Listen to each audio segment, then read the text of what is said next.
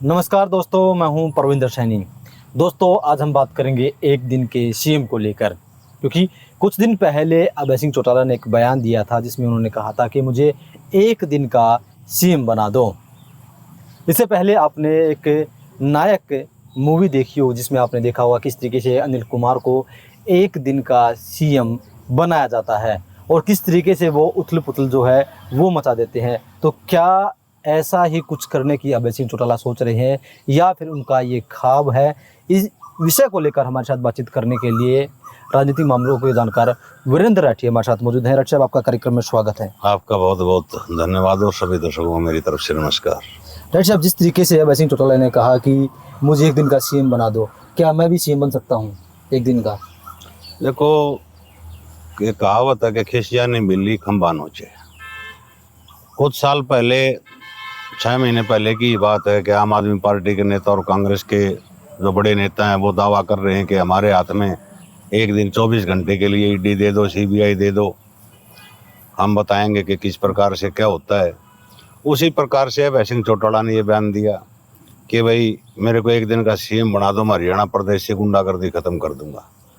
जो आदमी कभी सत्ता में ना रहा हो वो तो इस बात को कहे तो जनता उसके ऊपर एक ट्रस्ट कर सकती है, भरोसा कर सकती है कि क्या पता क्या इनकी सोच है क्या नहीं है। ये परिवार तो लंबे समय तक सत्ता में रहा है और चौधरी ओम प्रकाश चौटाला जी जब 1999 से लेकर के 2004 तक सत्ता में रहे थे तो सरकार चलाने वालों में अजय सिंह और अभय सिंह उनके दोनों बेटे थे और इनके साथ जो मंत्री रहे थे वो मंत्री ही बता देंगे कि किस प्रकार का था। अगर कोई बात आती है कि सुशासन की लाने की बात, तो इनके शासनकाल में, इनके राज में तो कंडेला कांड जैसे कांड हुए हैं, महम कांड जैसे कांड हुए हैं। तो किस प्रकार से वो दावा तो जरूर कर रहे हैं कि मैं गुंडागर्दी को ख़त्म कर दूंगा, ये कर दूंगा, लेकिन एक काल्पनिक बात है और उनको ये पता है कि सत्ता तेरे को आज मिलनी नहीं। आज कोई आदमी ये कहे कि मेरे को मुख्यमंत्री बना दो या मेरे को मंत्री बना दो, मेरे को एमएलए बना दो, मैं ये कर दूँ, मैं वो कर दूँ, करने वाले को तो कहने की आवश्यकता नहीं होती। ये राज में रह चुके हैं, उस समय का इतिहास इनका गिना जाएगा कि उन्होंने किया क्या था अपने शासनकाल के अंदर। अब तो कोरी कल्पना है। राठी साहब, इस पर दुष्यंत चौटाला ने भी कहा कि जिस तरीके से बोला कोई कैंसर पीड़ित बच्चा होता है, बोला उसे हम एसपी बना देते हैं, एक दिन के लिए डीसी बना देते हैं, तो बोला ऐसे ही बना सकते हैं इसे हम। बोला पहले ये अपराधियों पर लगाम कैसे लगाएगा, बोला ये अपनी जुबान पर लगाम नहीं लगा सकता। तो क्या सबको पता है कि किस तरीके से इनका राज रहा है, पहले कितनी गुंडागर्दी थी प्रदेश में? परिवार ही परिवार की पोल खोल रहा है और वो एक अलग परिस्थिति होती है। वो तो एक तरह से वो कहते हैं ना, तंज कसा है दुष्यंत चौटाला ने अभय सिंह के ऊपर के, जिस पर कैंसर पीड़ित बच्चे को एक दिन का डीसी या एक दिन का एसपी लगा दिया जाता है कि उसी प्रकार से वो तंज उन्होंने अपने चाचा अभय सिंह चौटाला के ऊपर कसा है। लेकिन राजनीतिक रूप से तो ये परिवार एक समय ऐसा था कि मंत्रिमंडल की कुर्सी ये बांटते थे, ये तय करते थे, टिकटें ये तय करते थे, चाहे लोकसभा, राज्यसभा, विधानसभा की। आज परिस्थितियाँ इनके अनुकूल नहीं है, प्रतिकूल हैं, तो वही कहीं न कहीं ख्याल पुराने समय के याद आते हैं इनको। तो ये सोचते हैं कि शायद एक दिन ऐसा सूत बैठ जाए तुम भी बनो। ऐसे कौन बनाएगा एक दिन का सीएम और किस लिए बनाएंगे? राठी साहब, जो सभी लोगों के जहन में एक छवि है कि जैसे नायक मूवी में अनिल कपूर इंटरव्यू लेते हैं, उसे एक दिन का सीएम बना जाता है, तो क्या ऐसे हकीकत में होता है कि या सिर्फ ये फिल्मी दुनिया है, सिर्फ फिल्मों में रहती है? नहीं, फिल्मी दुनिया एक अलग प्रकार की दुनिया है और मूवियों के अंदर तो पता नहीं क्या क्या दिखा देते हैं लोग।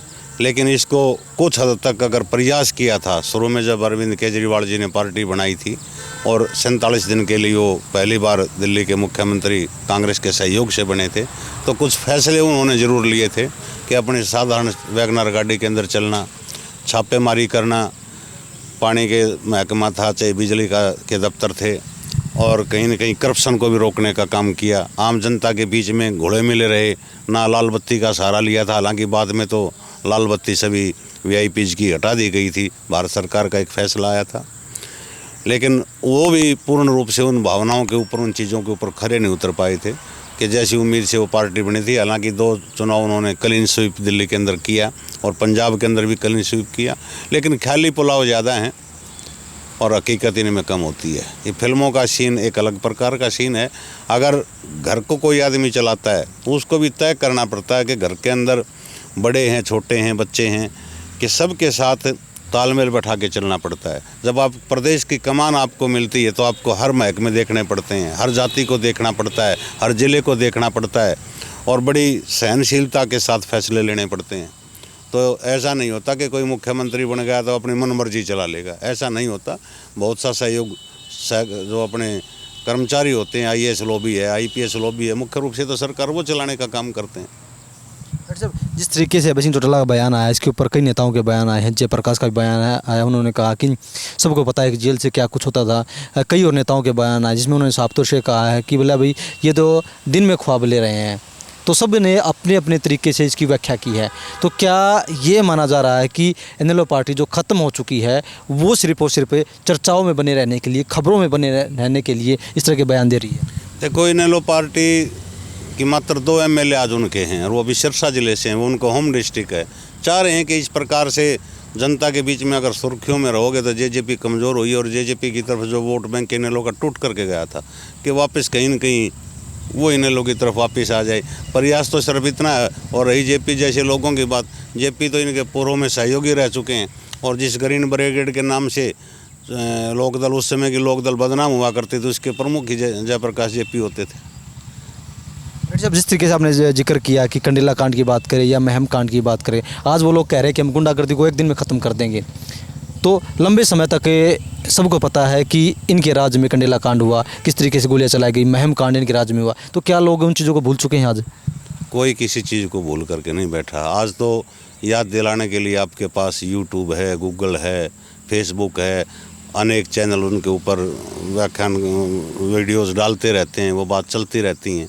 लेकिन एक बच्चे से किसी ने क्लास में टीचर ने पूछा था कि भविष्य में जो है इंडिया जो है वो करप्शन फ्री देश होगा, भ्रष्टाचार मुक्त देश होगा। बताओ ये कौन सा टेंस है कि भूतकाल है या भविष्यकाल है, कौन सा है?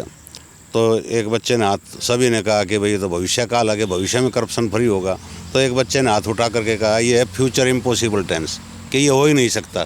तो ये राजनीतिक लोग जो कह रहे हैं कि हम भ्रष्टाचार मिटाएंगे, गुंडागर्दी मिटाएंगे, कोई भी पार्टी सत्ता में आ जाओ, ये फ्यूचर इम्पॉसिबल टेंस है, ये हो नहीं सकता।